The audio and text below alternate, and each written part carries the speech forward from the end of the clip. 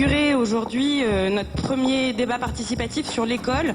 Et comme vous avez pu le voir, on a décidé de cibler 2 questions particulières sur l'école, puisque c'est un vaste thème.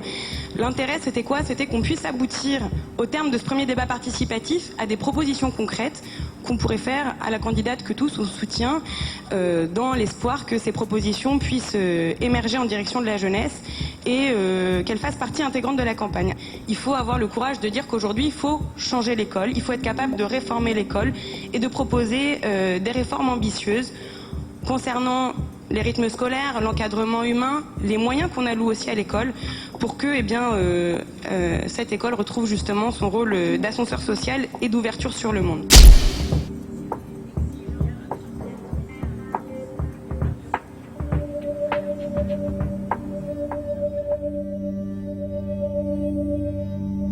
Parce que le jour, le mec, je sais pas, pour l'exemple, le mec qui fait la menuiserie, il va être ouvrier, il va travailler dans son entreprise et tout.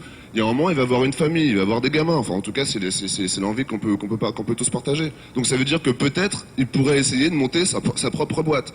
Sauf qu'en vrai, un mec aujourd'hui qui sort des filières professionnelles, il ne le sait pas. Il ne le sait pas. Il est obligé de se tourner vers des gens qui sont bien pensants, qui font des associations, qui font des trucs pour aider ça, alors que juste, on devrait ne pas en avoir besoin. Sur l'esprit de créativité, l'esprit d'entreprise, ça aussi, je crois que c'est quelque chose qui est très étiolé en France.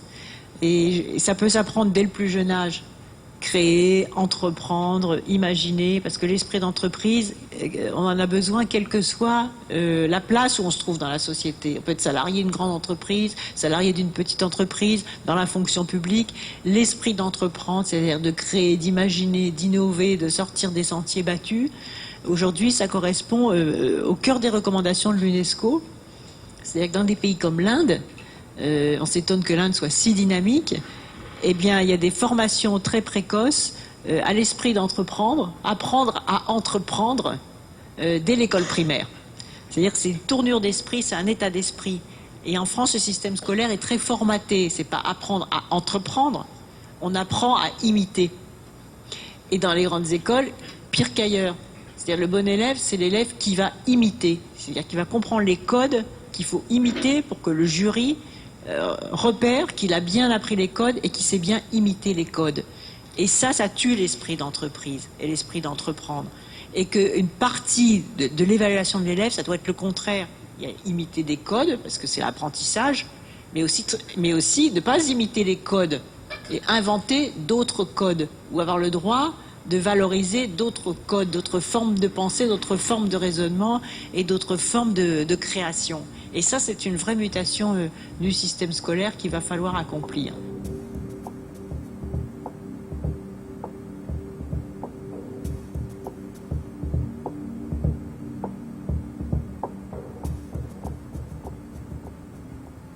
Moi, je travaille en ZEP, en zone de violence.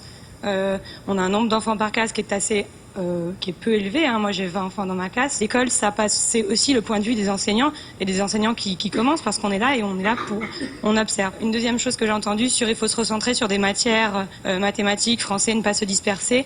Les programmes actuels qui, à mon avis, dans la version 2002 originelle, se battent pour la transversalité des apprentissages. Moi, je pense qu'il faut continuer dans ce domaine, c'est-à-dire que quand on fait de l'histoire et de la géographie, on apprend aussi à écrire des phrases et que ça permet aux enfants de pouvoir justement s'épanouir dans les apprentissages, soit apprendre à écrire des phrases pour pouvoir s'exprimer. Et bien si c'est ça, c'est aussi au travers de l'histoire et de la géographie, c'est aussi au travers de la musique, c'est à travers tout ça. Donc il faut se battre pour que l'apprentissage soit multiple, pas que des mathématiques et que du français. Je pense que dans un pays comme le nôtre, il y a un énorme défi à relever, à la fois pour prévenir l'échec scolaire, savoir à quel moment se noue l'échec scolaire, et ça manifestement de façon très précoce, puisqu'on sait qu'un enfant qui sort de la maternelle sans maîtriser le langage parlé va déjà avoir beaucoup de difficultés pour rentrer dans l'apprentissage de la lecture. Donc la maîtrise du langage parlé à l'école maternelle, c'est quelque chose d'absolument crucial. Et comme l'a dit l'enseignant qui est derrière moi, tout doit être utilisé. La culture, le théâtre, la musique, la chanson, la lecture, l'ordinateur, etc. Tout ce qui donne du sens à la maîtrise du langage. Pourquoi est-ce qu'il faut savoir parler? quand on maîtrise pas les mots, donc du coup, on a les gestes de la violence, parce que quand on peut pas mettre les mots sur le vécu, sur le ressenti, sur les frustrations, sur les attentes, eh ben ça se transforme en violence et en gestes de frustration. Donc c'est pour ça que la maîtrise du langage parlé est le premier acte de citoyenneté. En tout cas, c'est la première chose, je pense, qu'une nation doit donner à tous ses enfants. C'est bien là de vous organiser sous forme de forum participatif, parce que ça va être un peu un test pour ensuite démultiplier, je pense, si ça marche, démultiplier ce type de campagne à travers le territoire. Il faudra aussi être bien conscient, c'est-à-dire expliquer à un moment en quoi il y a plusieurs échelons dans la démocratie participative. On ne met pas tout et n'importe quoi. Il ne faut pas faire croire aux gens qui vont participer à la décision si on fait simplement une réunion d'information. Donc, ce qui est exigeant dans la démocratie participative, c'est absolument d'être à la hauteur de l'espoir que l'on soulève sur une autre façon de faire fonctionner la société. C'est qu'aujourd'hui, les Français, ils ont envie de pédagogie, ils ont envie de comprendre. Et il y a un espace très fort en politique maintenant pour l'explication, sur tous les sujets, même soi-disant les sujets les plus complexes.